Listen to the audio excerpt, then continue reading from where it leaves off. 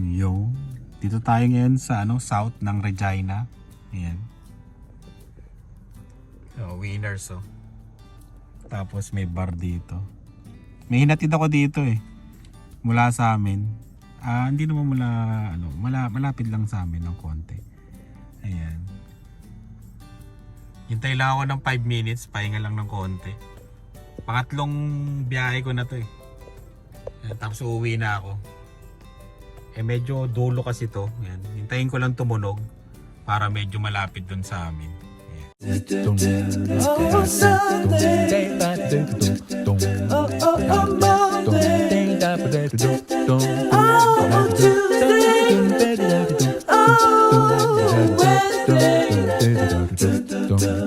Oh, Thursday. Oh. Kumita na tayo ng nasa $35 na yata, tatlong biyahe. Ayan. Wait lang tayo dito. Sayang kasi. Mga 5 minutes, pahinga lang. Tama. Ang ganda ng kakwentuhan ko yung siya, African yan. Ang kulit niya kukwento siya, sabi niya, makakalabas ako ngayon araw na to. Magiinom ako hanggang, ano ba sabi niya? Alas 8 hanggang alas 12 ng gabi. Sabi niya gano'n. Yung pasensya na madilim Ayan. Nakakatawa yung kwentuhan namin. Kinuwento niya yung sa bansa nila.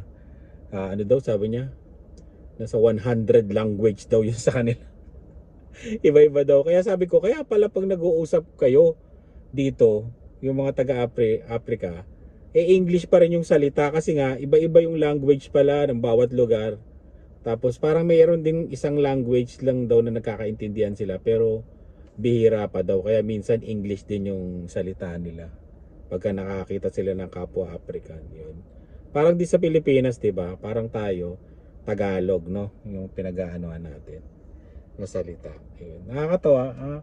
Ito yung maganda sa Uber May mga nakakakwentuhan ka, diba? Tapos yun, naalalaman mo yung kwento ng ibang bansa, yung ganun. Kwento rin siya sa buhay niya. Sa finance daw siya sa Mercedes. Sabi niya, papasok daw sila ng maaga. Alas 6 daw, alas 6, alas 7 daw pasok nila. Tapos lahat sila daw dyan nagiinom. Hindi niya alam kung kung makakapasok pa daw siya. Ayan. Kaya yun, nakakatawa. Maganda talaga rin ang Uber Kwento-kwento, ganyan. Sa mga iba't ibang tao. Yan. Pangit lang dito yung yung makakasakay ka ng sobrang lasing yan. Minsan talaga, hindi na may iwasan. Pero hindi naman sila nagwawala kasi naka-record yan Tapos may credit card yung pinambabayad nila. May mga sila doon, personal information. Kaya yun, hindi sila masyado makulit. Yun, minsan lang talagang makulit sa sa salita, ganun, sa kwento. Pabayaan mo na lang, hatid mo na lang siya, ganun. Yung iba naman, pagkalasing, tahimik lang sila. Ganun. Ayan. Yo, Saturday ngayon, naalis kami. Bali, punta kami sa birthday ng group namin, yan, ng tropa. Bali, 4 ang may birthday yan. Luluto ko ng lumpiang Shanghai habang kumakain ng konti at nanonood ng vlog ni Ina. Ayan. Ang kinakain ko. Yun, like natin. Yan, Ina. Mag-vlog ka na ng ng daily life 1 year ago. Sundan mo na yan. Mag-comment kayo kay Ina tapos sabihin nyo daily vlog. Ayan nakakatawa. Ina, vlog na. Ayan. Tapos ito na yung lumpiang Shanghai natin na dadalhin sa birthday. Ayan. Yun, mamaya na lang ulit.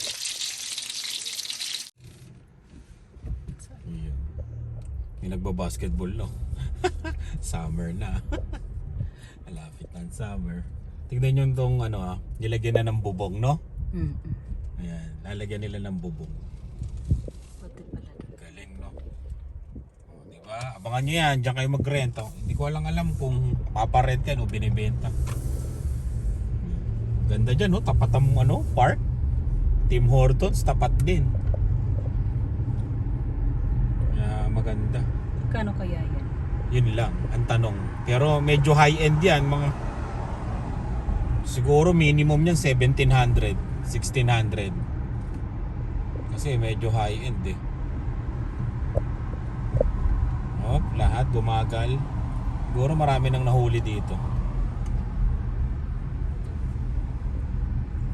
Dami kasi dito nag-aabang eh. Minsan dun sa may paliko. Bubulaga ka na lang. Kasi yan, school zone, no? Pag may school zone, 30 lang. 7 to 7. 7 a.m. hanggang 7 p.m. Yun lang. Yan. Punta na kami sa birthday at maghahatid tayo ng isang t-shirt ng Spot Pinoy kasi umorder. Hindi, kasi nag-guess siya. Sabi daw ni Rice may t-shirt siya, kaya yun. Bigyan natin yung t-shirt niya. Diyan. Ayun. Tara, tara. Let's go. Dilan. Saan ang punta mo, Dilan? Birthday ka. Say hello muna, Dilan. Yun. Punta kami sa East. Medyo malayo. Late na naman kami. May trabaho kasi kami kaya late kami. Tapos galing trabaho pala. May trabaho tuloy. galing trabaho yan. Tapos nagprito pa kami ng Shanghai, di ba? Kaya yun. Punta na tayo. Tingnan mo tong bahay na to. Grabe, no? 1, 2, 3. Ang laki rin yan, no? Kahoy talaga, no? Dami na nagbabike, oh. Yun, shoutout nga pala sa kay Poyje. Yan. Yung sinundo natin sa sa airport dati. Dito sila nakatira eh. Ang dami, ang ganda ng nila dito eh, no? Ng park, no? Ayun, no? Tingnan mo yung park nila, Lian. Ang dami naglalaro eh, no? Parang no? Yung parang Ayala Alabang, no? Dami rin Pilipino dito, no? Ang laki ng bahay nito, ito. Binibenta yata yan eh. Nabili na yung mga tinignan natin. Di ba yun yung tinignan natin dati? Yung model house. Oo. Mabilis lang kasi ang bahay dito. Medyo mura pa kasi kumpara sa Calgary tsaka sa lalo na sa Toronto. Tingnan mo yun, ganyan, no? Wala pang garahe yung bahay nila. Ano yun? Parang sadya yata na walang walang sila garahe. Walaan natin. Yan. Ito, to tawag dito? Duplex. Marami pa doon, i-develop po doon sa dulo. Yun. Let's go sa basement tour. Ayan ang pasok ang mga viewing. Pasok. Pasok mga kapatid. Pasok. Ito po yung mga titira. Uy, ang ganda.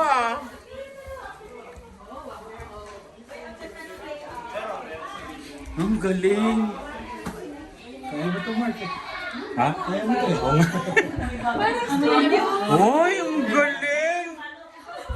Clint, pagkano to? 1. Ay, nilagyan nyo na ng kama?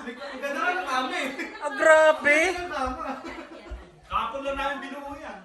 Grabe, nilagyan nyo na rin ng kama. Yung casing yan. Bukas ang dating, susunduin natin. Galing airport. Huwag ka. Oo nga, galing. Pilipinas? Singapore. Singapore. Ang galing naman, oh. Oo nga. Parang hindi ito yung no? Yung dumating no? pagbaba nyo. Galing, oh. Oh, diba? Futon. Para... Ang ganda, ah. Hindi mo lang hilahin. Pull out lang. Oh, parang bed, no? Sampulan mo,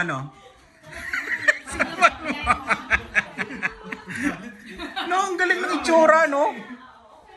At saka may ano sila rin ano. Oo, no? Nasisilip din, no? Parang bahay talaga.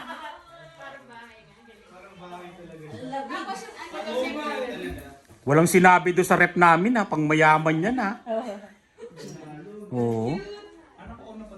Oo, mayaman, naka-on na. Payment, bayad na tong rep eh. Oo, tama. Oh, isang Tingnan. payment ulit, bayad na yung sopa tsaka kama. O, ayos na. 150.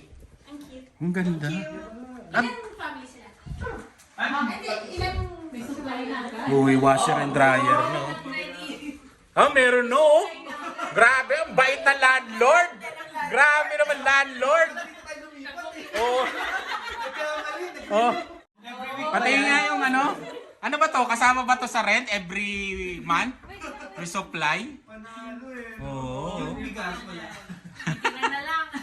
Wow, mayaman. Over ang ano. Para wala silang intindi. Oo, wala nang iintindihin to. Wala nang iintindihin. Sabi ko bilhin sa Hoy. break. Yung tanong mo kung... Hindi, ito pinagkakaroon ko. Diba? 3 months lang. Nung nakarang di pa bumababa? Wala pa. Hindi pa to. May forma lang. Oo, no? Ay, tinapa. Oh, bidding war. Parang bidding war. Hip. Sa bagay, man naman. Galing ah. Ano yun doon, yung mechanical room mo? Mechanical, tsaka tambakan. Wala na kailangan na ano. Hindi, ito matindi. May ganito nga, di ba? Napansin mo nga ito, ano eh, no? Talaga yan? O pina-custom? Kasama dun sa bootstrap. Ano to, steel? Steel yan, ano yan, fire rated yan. Ang bigat eh, no? Yan yung sabi nga ni Glenn na pag nasusunog, hindi siya Oo. nasusunog. Ay, hindi ito susunog to. Meron siyang time na 20 minutes. Bago sa masunog. Mag-breakdown. Di ba? Student din yun. Hindi, PR na. PR na. Ah, landed PR? Ayos ah. Ito yung side entrance nila. Tapos na ang ano. Ito, yan. Separate entrance, kaya maganda, di ba?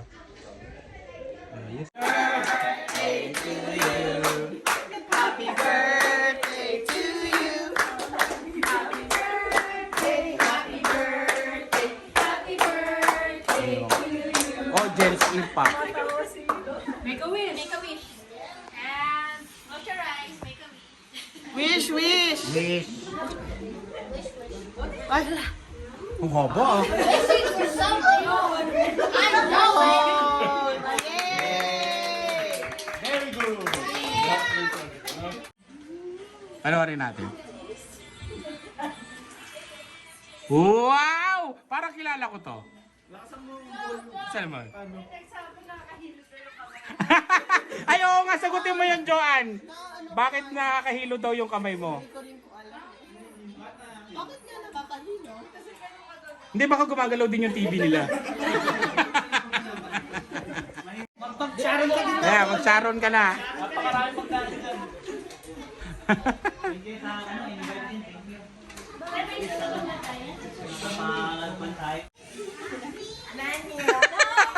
Huli. Uy, kunin mo na daw to. Ano ba yan? Ano yan? Corn dog. Kanino yan? Kanino? Kay Joanne. Uy! May tigakuha. Mayaman ka, ha?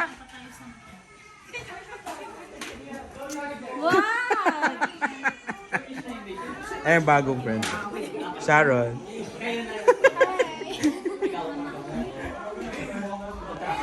Si Madam, oh. Si Madam. Madam. Huli, pero di kulong. Madam, wag ka lang mag-explain. Oh.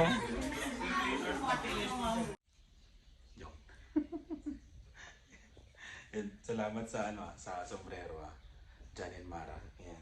Tapos yun inaayos ko na yung mga i-ship nating t-shirt yan. Pasensya na kung natagalan kasi inintay ko yung iba tapos para ano sabay-sabay ko nang i-ship yan. Yung ano ba to? International hindi pa namin alam kung magkano yung shipping fee. Kaya yung mga nagme-message at nagtatanong na hindi ko nare-replyan, pasensya na po. Napakarami po ng message na tatabunan po kasi. Ayan. Tapos ngayon, bali doon na lang po kayo magme-message kung order po kayo ng t-shirt kay Nurse Bay. Ayan, ito po yung Facebook page. Dito po kayo mag-message.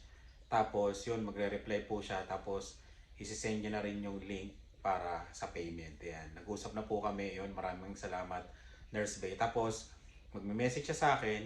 Ibibigay niya sa akin yung order na nagawa, pati yung address. Tapos ako naman ang mag-ship ng mga t-shirt nyo. Ayan. Tapos kung may special request kayo, ganun, nakakaya nga sa gagawin ko. Pero yun, pag may special request, katulad nito.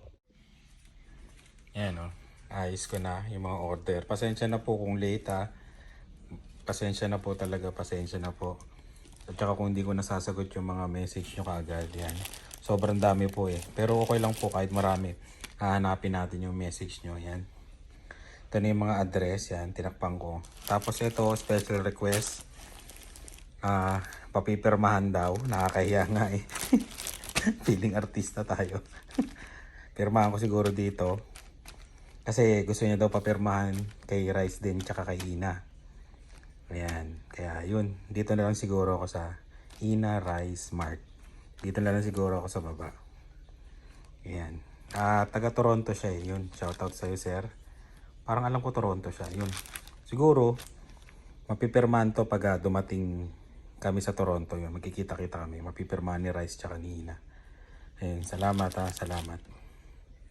Yun, bali, ayusin ko lang to, tapos pipirmahan, then ship na natin. Yun. Maraming salamat uli Sensya na po kung hindi po tayo nakakasagot ng ayan, ng mabilis. Yan. Pero ngayon po, bibilis na kasi si Nurse Bay na yung sasagot ng mga message. Yun.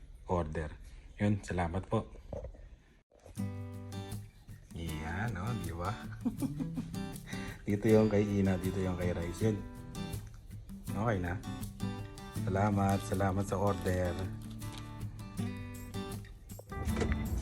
Yun, padala na natin. Ayan. Maraming salamat sa mga umorder tsaka sa mga sumali sa sa raffle namin. Yun. Ayan, salamat makakarating na sa inyo to. Konting tiis na lang. Salamat. Ayan, ito na sigurado na to, dadating na sa inyo to.